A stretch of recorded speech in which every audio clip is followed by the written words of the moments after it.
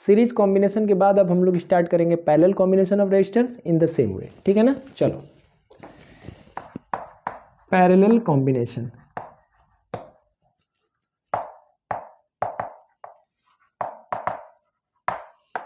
तो पहले तुरंत इसका फिगर बना दे। ये फिगर आप लोग समझ भी रहे होगे, है ना।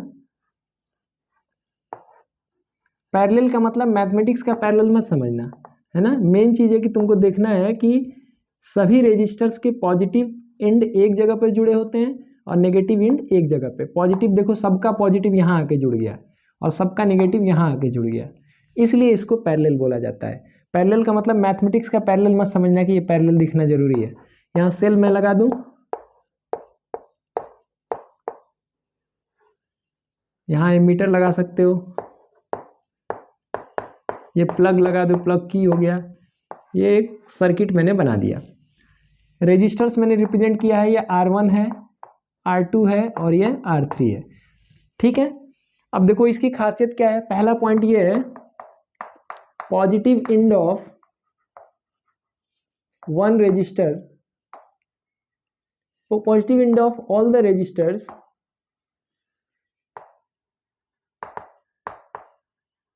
is connected to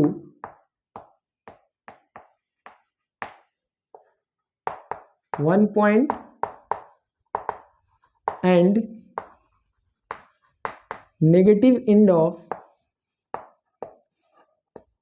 all the resistors are connected to another point। पहली बात ये हो गया। उसमें हम लोग देख रहे थे सीरीज में क्या था, एंड टू एंड था, पॉजिटिव एक का पॉजिटिव दूसरे के नेगेटिव से जुड़ रहा था, लेकिन इसमें सबका पॉजिटिव एक जगह, सबका नेगेटिव एक जगह।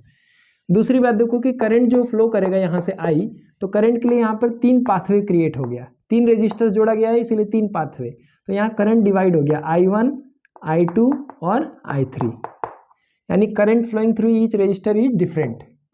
फिर यहाँ कंबाइन हो जाएगा, ऐसे कंबाइन होकर फिर से आई हो जाएगा।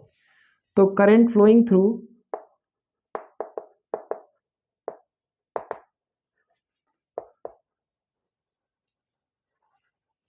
ईच रजिस्टर इन पैरेलल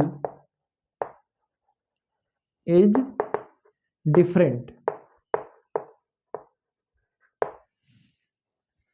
अलग अलग करंट फ्लो करेगा इसमें, ठीक है।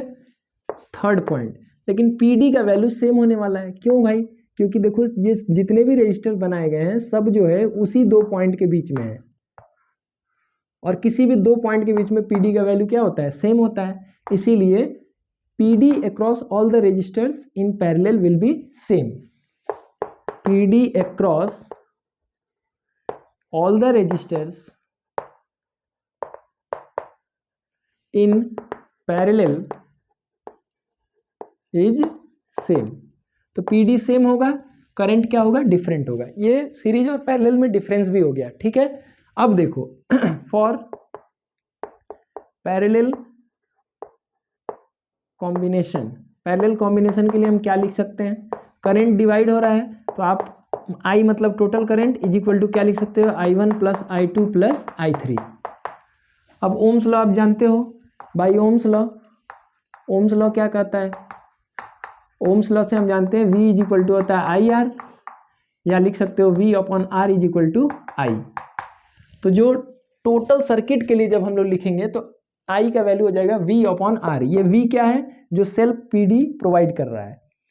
लेकिन अलग अलग रेजिस्टर्स के लिए जब हम लिखेंगे तो V का PD का वैल्यू तो V होगा, लेकिन यहाँ पर देखो कि करंट का वैल्यू क्या है, I1 है और रेजिस्टेंस क्या है, R1 है। तो उसी के फॉर्मेट में हम लोग फॉर्मूला बनाएंगे। तो हमारे पास ये है I equal to I1 plus I2 plus I3। तो I की जगह हम लिख देंगे V upon R is equal to V upon R1 plus V upon R2 plus V upon R3। देखो यहाँ पर टोटल पोटेंशियल V है, यहाँ पर भी V है, क्योंकि इसके अलावा कोई रजिस्टर नहीं जुड़ा हुआ है। अगर जुड़ता तो वो दोनों मिला के तब इसके बराबर होता है, ठीक है। लेकिन इस केस में हम लोग V ही रख रहे हैं, कोई दिक्कत नहीं है। अब यहाँ क्या हो जाएगा, V by R is equal to क्या हो जाएगा, V common 1 by R1 plus 1 by R2 plus 1 by R3।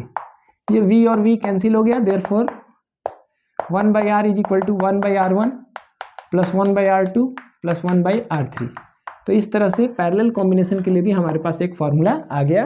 अब इस फार्मूला पर बेस्ड हम लोग न्यूमेरिकल करेंगे, लेकिन आपको उससे पहले मैं बता दूं कि parallel combination house hold circuit में यूज़ किया जाता है। हमारे घरों में जो वायरिंग की गई है वहाँ पे कौन सा सर्किट यूज हो रहा है? Parallel circuit. क्योंकि देखो, अगर मान लो ये डैमेज हो जाए, ये वाला रजिस्टर डैमेज हो जाए, तो इससे कोई दिक्कत नहीं, ये वाला ऑपरेशनल रहेगा। यानी यहाँ अगर एक बल्ब है और ये फ्यूज हो जाए तो ऐसा नहीं कि पूरे घर का वायरिंग डिस्टर्ब हो जाएगा, नहीं, ये वाला बल्ब जलते रहेगा, ये वाला बल्ब भी जलते रहेगा। तो इसी कारण से पैरेलल सर्किट को हाउस होल्ड सर्किट में यूज किया जाता है, ठीक है ना। और पैरेलल सर्किट का सबसे बड़ा एडवांटेज यही हो गया कि although even if one of the register is damage, the remaining register will still work, ठीक है ना। तो अब इस पर न्यूमेरिकल देखते हैं, चलो। सो एक क्वेश्चन है बहुत अच्छा, 3 registers 5 ohm, 10 ohm and 30 ohm are connected in parallel and then connected to a battery of 12 volt। सबसे पहले हम लोग को फिगर बनाना चाहिए। 3 रजिस्टर्स हैं जो पैरेलल में जोड़े गए हैं, एक है 5 ohm, दूसरा है 10 ohm और तीसरा है 30 ohm, ठीक है। और इनको फिर एक बैटरी से जोड़ दिया गया है। आगे इसमें की होगा, एमीटर होगा, लेकिन क्वेश्चन में तो कुछ जिक्र किया नहीं गया, तो मैं वैसे ही बना दे रहा हूँ। बैटरी का पीडी दिया गया है 12 वोल्ट, ठीक है। अब हम लोग को क्या क्या निकालना है? टोटल रेजिस्टेंस, टोटल करंट और current flowing through each resistor, यानी इन तीनों से पास करने वाला करंट का वैल्यू यानी निकालना है। देखो पैरेलल कॉम्बिनेशन में यहाँ से तो करंट आई जा रहा है, लेकिन ये डिवाइड हो जाएगा I1, I2 और I3, तो इसकी वैल्यू हम लोग को निकालनी है, ठीक है। कोई दिक्कत नहीं होनी चाहिए। चलिए सबसे पहले total resistance,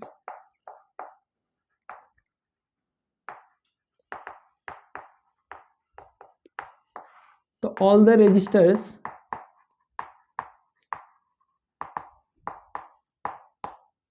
are in parallel, therefore 1/R is equal to क्या लिखोगे? 1/R1 plus 1/R2 plus 1/R3। तो 1/R टोटल रेजिस्टेंस हो गया, 1/R1 क्या लिखोगे? 1/5, फिर 1/10 प्लस 1/30। इनका एलसीएम क्या होने वाला है? 5, 10 और 30 का एलसीएम निकाल लो। 5 1 जा, 5 2 जा, 5 6 जा, और 2 1 जा, 2 3 जा, तो 30 आ गया। क्लियर है, जल्दीबाजी नहीं करना चाहिए। 5 6 जा, 10 3 जा, और 30 है तो 1 जा हो जाएगा। तो 1/R इज इक्वल टू क्या हो गया? 10/30, यानी 1/3। देयरफॉर पहले ऐसे लिखो, 1/R is equal to 1/3, therefore R is equal to क्या आ गया? 3 ओम, यानी टोटल रेजिस्टेंस इस सर्किट का क्या है? 3 ओम है, ठीक। आगे क्या पूछा गया? टोटल करंट, तो टोटल पीडी मालूम है हम लोग को, टोटल करंट। देखो अगर आपने सीरीज वाला वीडियो नहीं देखा तो उसको पहले देख लेना, सेम इसी पैटर्न पे वहां भी कैलकुलेशन है, ठीक है। बस कॉन्सेप्ट को बिल्डअप करोगे तो अच्छा हो जाएगा। टोटल पीडी कितना है? टोटल पीडी वी का वैल्यू दिया गया है 12 वोल्ट, और टोटल रेजिस्टेंस कितना आया है? टोटल रेजिस्टेंस आर का वैल्यू आ गया 3 ohm. Applying Ohm's law, Ohm's law apply करो तो V इज इक्वल टू क्या होगा? IR होगा। अब यहाँ से लगाओ टोटल करंट, यानी I इज इक्वल टू क्या हो जाएगा? V/R। देखो R जाएगा इधर तो डिवाइड हो जाएगा, तो I का वैल्यू क्या हो जाएगा? V/R। तो V का वैल्यू कितना है हमारे पास? 12 वोल्ट है, और टोटल रेजिस्टेंस कितना है? 3, कैंसिल हो गया 4 टाइम्स, यानी 4 ampere is the total current, ये निकल गया। अब सीरीज कॉम्बिनेशन में पीडी अक्रॉस रेजिस्टर्स पूछा जाता है, पैरेलल में क्या पूछा जाता है? Current flowing through each resistors, ठीक है। तो ये मिटाना पड़ेगा, जगह है नहीं तो मैं मिटा देता हूँ, क्वेश्चन तो पढ़ ही लिए हो सब लोग। पीडी अक्रॉस ईच रेजिस्टर हम निकालने जा रहे हैं। अब पीडी मतलब पोटेंशियल डिफरेंस, यहाँ पर sorry current flowing through each resistor, not PD, current flowing through each resistor. तो करंट के लिए क्या फॉर्मूला है? यही ना फॉर्मूला है, I is equal to V/R। तो यहाँ V का वैल्यू हम लोग को इस केस में V का वैल्यू वही होगा जो ये है, क्योंकि इसके अलावा कोई रजिस्टर नहीं है, तो सीधे सीधे V आप वही लगा दोगे, R1 R2 और R3 हो जाएगा। तो देखिए तीसरा, current flowing through each resistor. देखो इसके अलावा अगर कोई रजिस्टर जुड़ा होता है ना, तो तुमको यहाँ पे PD निकालना पड़ता है ऐसे, इसका टोटल रेजिस्टेंस यूज करते और उसके ऐसे करंट का वैल्यू यूज करते, तो टोटल PD निकलता है अक्रॉस पैरेलल। लेकिन इस क्वेश्चन में जितना यहाँ PD होगा उतना ही यहाँ पर PD होगा, क्योंकि इसके अलावा कोई रजिस्टर नहीं है। तो हम एक पॉइंट लिख रहे हैं, PD across parallel resistors is equal to total PD is equal to 12 volt, since there are no other resistors. कोई और रजिस्टर्स तो है नहीं, तो जो टोटल PD होगा वो इसके अलोंग ही हो जाएगा। अब आपको निकालना है तो करंट निकालिए। I1 इज इक्वल टू क्या होगा, V अपॉन R1। I2 क्या होगा, V अपॉन R2। I3 क्या होगा, V अपॉन R3। और V का वैल्यू हम जान ही रहे हैं, तो ये 12/5, ये क्या होगा 12/10, और ये क्या होगा 12/30। ये करंट का वैल्यू हो जाएगा। ठीक है, अब इसको सॉल्व करोगे तो कितना हो जाएगा, 5 2 जा 10 होता है, 2.4 एम्पियर।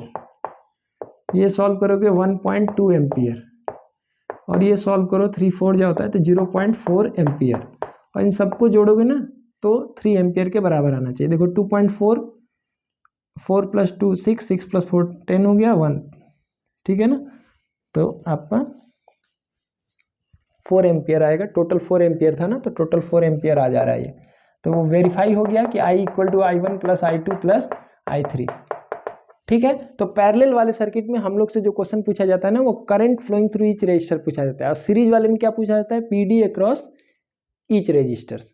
तो PD वहां निकालने के लिए क्या कर रहे थे, V = I × R1 कर रहे थे, क्योंकि I की वैल्यू फिक्स थी।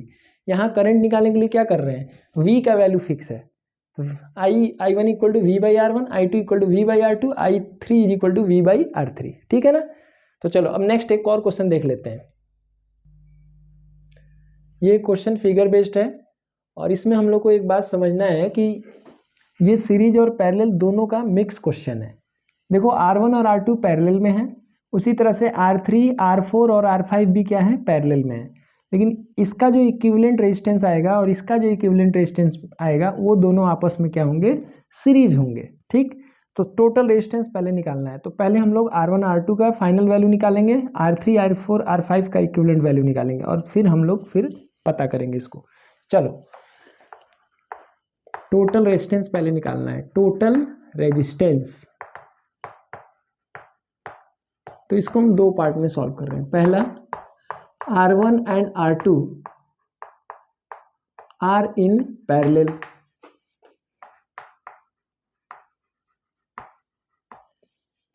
तो 1/R इज इक्वल टू क्या हो जाएगा, 1/R1 + 1/R2।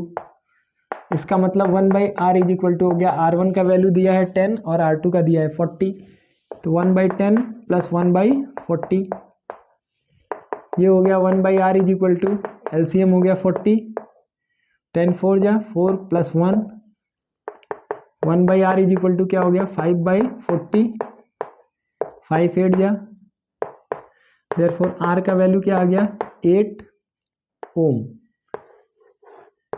इसी तरह से दूसरा पॉइंट हम देखें, R3, R4 and R5 are in parallel.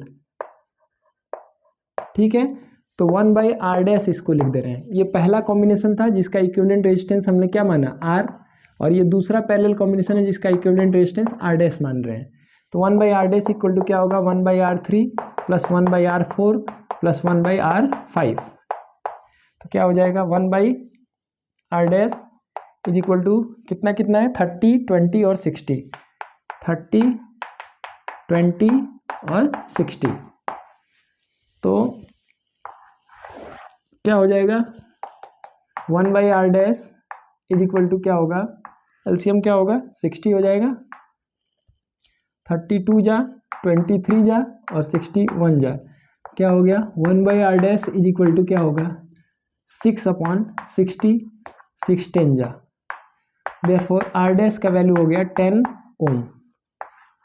अब r और r डैश जो है आपस में सीरीज में होंगे, यानी अगर इसको हम एक फिगर के फॉर्म में दिखाएं तो कुछ ऐसे दिखा सकते हैं, ये जो है r है, ये एमीटर है और ये हमारा हो जाएगा r डैश, और यहाँ पर लगा है सेल। पिक्टोरियली मैं दिखा दे रहा हूँ उसको, ठीक है ना, एग्जैक्ट उतना नहीं मेरा मैंने, ये r है और ये क्या है r डैश है। अब आप इसका वैल्यू निकाल चुके हैं 8 ओम और इसका वैल्यू निकाल चुके हैं 10 ohm. Therefore total resistance R total is equal to क्या हो जाएगा R प्लस R डैश, ये दोनों सीरीज में होंगे, तो कितना आ जाएगा 8 + 10 यानी 18 ओम। ये पहला आंसर निकल गया।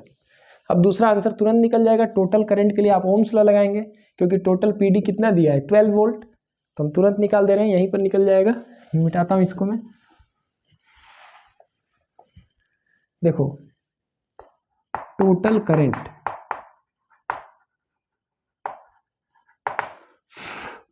टोटल PD कितनी है 12 वोल्ट है, और टोटल रेजिस्टेंस कितना है 18 ओम है। अप्लाइंग ओम्स लॉ,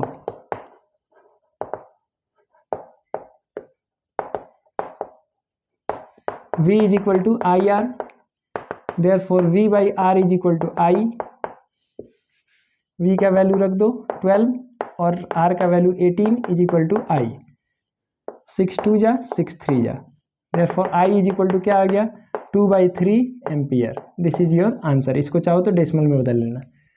तो इस तरह से मैंने आपको सीरीज और पैरेलल कॉम्बिनेशन बता दिया, उससे रिलेटेड न्यूमेरिकल बता दिया, और ये श्योर शॉर्ट क्वेश्चन है, बिल्कुल ही आता है यहाँ से क्वेश्चन, क्योंकि न्यूमेरिकल प्रॉब्लम में इलेक्ट्रिसिटी में सबसे इंपॉर्टेंट जगह है सीरीज और पैरेलल कॉम्बिनेशन, और बिल्कुल यहाँ से क्वेश्चन आना ही आना है। अगर ये सिलेबस का पार्ट है तो बिल्कुल क्वेश्चन आता है, तो आप इसको जरूर अच्छे से प्रिपेयर करिए। Thank you.